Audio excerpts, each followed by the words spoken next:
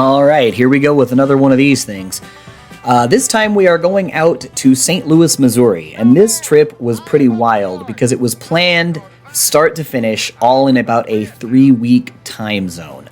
I talked with Rally from St. Louis, and we put this game together as the season finale. They wanted to do this thing where we would have the biggest battle value of the season and that we would not have that outdone for the rest of the time. And of course I agreed, and I think we set something, it was like a 20,000 BV limit, and I promised her, okay, well, I'm not going to outdo this at any other point in time. And this was all, of course, before I knew that this was going to be called Paws vs. Claws 2.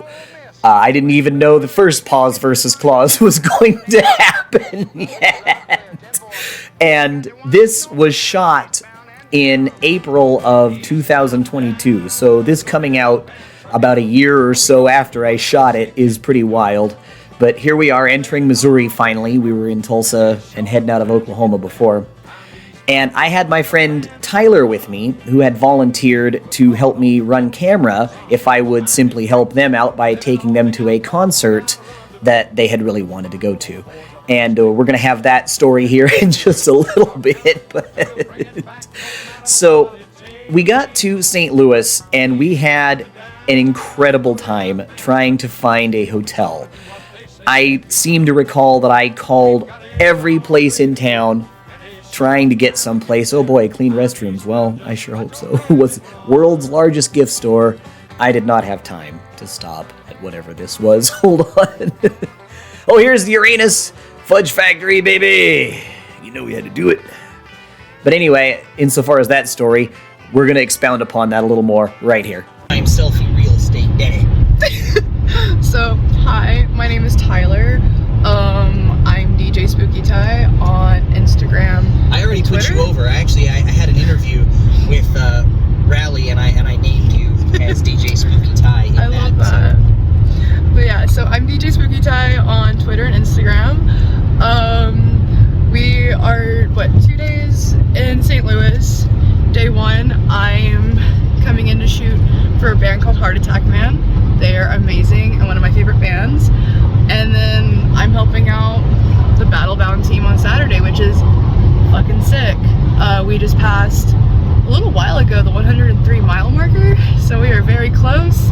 Yeah, we're in Missouri now. Oh yeah, we've been in Missouri for several hours now, but The funny thing about this whole thing is how it all ended up coalescing, like how it ended up happening, is we were supposed to go see Batman at some point, the new Batman. And I kept asking, when are we going to go do this? And I got told, well, you see, I was going to go shoot, film for this band out in St. Louis, but my ride ditched me. And I got to save my money now because either I got to take a bus or I got to take a plane or, I could, whatever, but I got to get out there.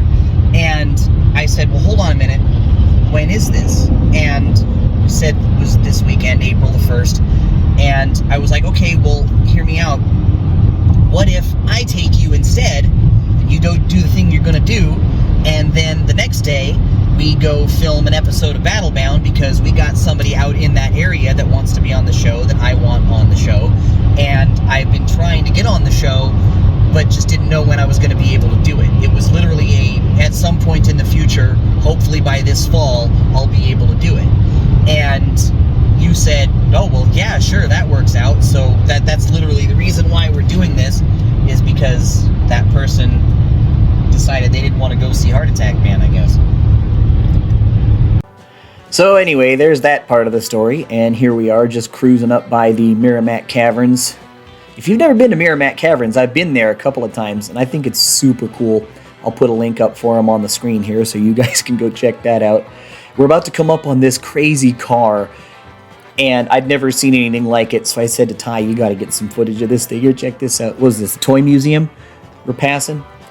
All right, look at this thing. Isn't this wild? I didn't think it was wrong or anything. I thought it was great. I was just like, oh man, the things that you see while you're driving down the road sometimes, it just, you never know what kind of car you're going to come across. I've seen classic cars, I've seen jalopies, I've seen every kind of car while we're out here driving. You just never know. Now we're finally in St. Louis. You can see the arch back there. We're about to tell the fabulous story of the hotel situation that I was expounding upon just a second ago. So here we are. It's St. Louis. After calling what felt like every hotel in town, only to find out that they were all full, and there's no Shriner convention, snake handlers aren't in town, Bon Jovi isn't here. I don't know why they're all full, but apparently they were. So here we are at this Airbnb that Ty, the ever enterprising human, got us booked. Let's have a look at that. Now, this is one of those historical sites. This is where they filmed Full House, but on the wrong side of the tracks. As you can see, it looks kind of like that. This was the drug dealing episode. You know, a very special episode. And that's where I'm at. But it's cool. How much did we pay for this? $50. Huh? $50. $50 me you holla. I was prepared to pay well into the, $150 range. Yeah. But that's definitely budget friendly. Now, what's the gimmick with this room? It's got 7 beds in it, don't it? So like it's what, 1 bedroom, Yeah. 7 beds. Yeah. They're bunk beds though, so like, Oh man, it'd be like going to Camp Onawana and salute your shorts. honestly. So No, Ty told me, it's 1 room, but there's like 7 beds, and I just imagined like 7, single occupancy mattresses all jammed on the floor in like somebody's garage. All right, get the fuck in there, kid. I'm sitting there going, I don't know if we're gonna be like jammed up in a corner, like watching people, take drugs. Like, I don't know. It's just 7 beds in 1 room. It just seems kind of funky. But then, I saw pictures of it, and I was like, oh, this doesn't look so bad. This looks okay. So we're gonna brave it.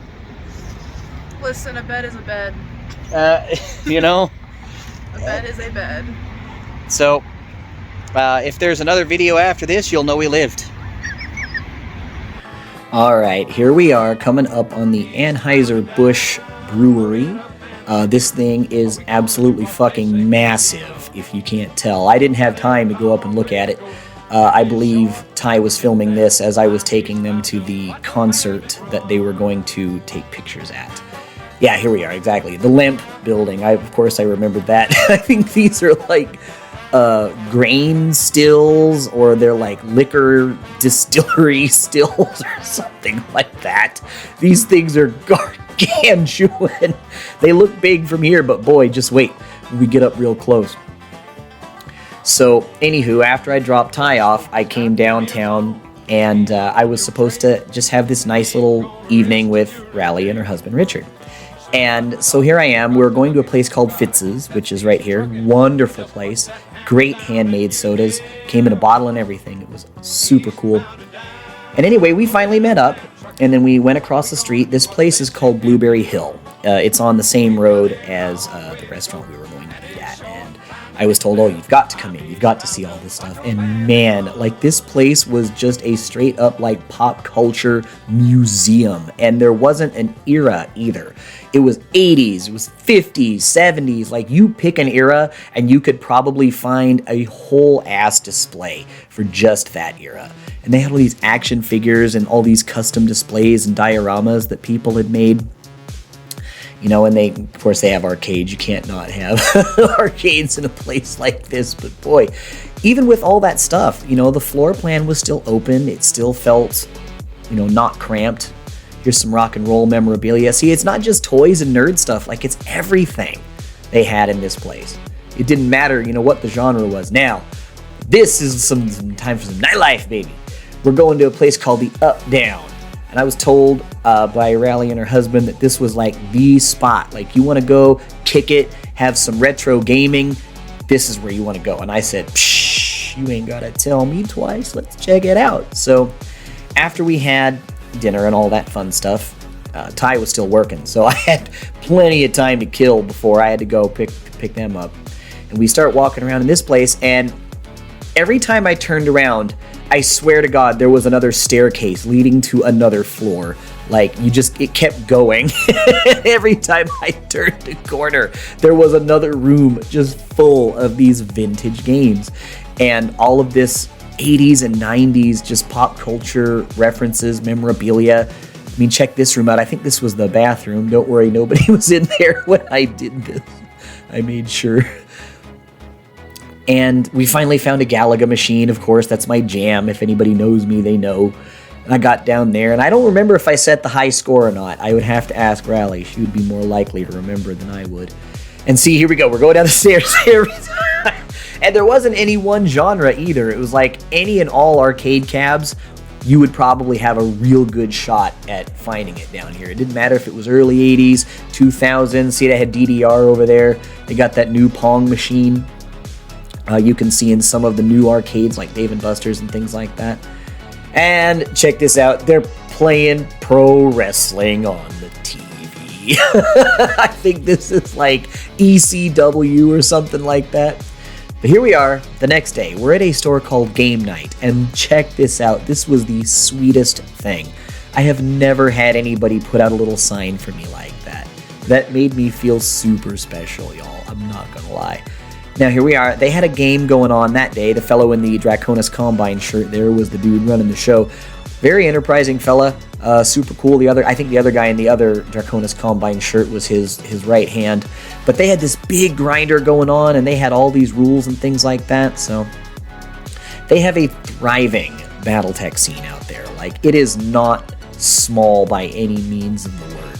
And they get together, with regularity. So it was actually a pleasure of mine to direct a friend of mine down there, and when he moved out to St. Louis here recently, and let him know, hey, if you're looking for Battletech, this is the place to go. And he went there, and apparently everybody knew us from having been in here to film it. So, he was ingratiated down there with them, and I felt, all right, cool.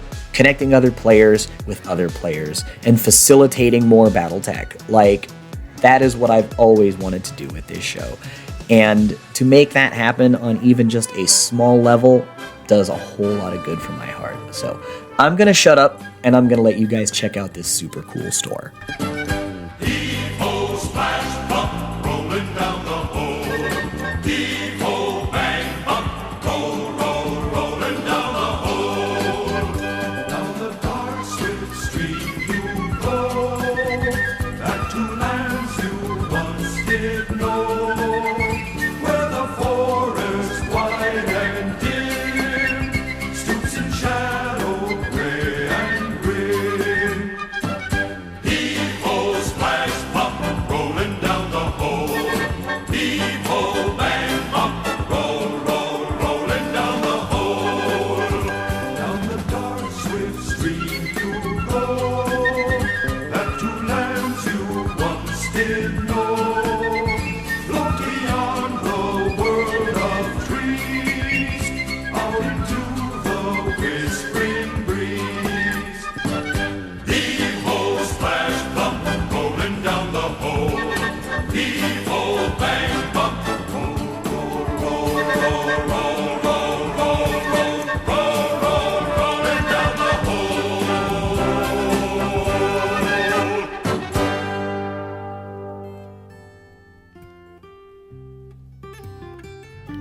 But now it's game time, and we were all getting set up over there, so thank you to Ty for getting all that filmed.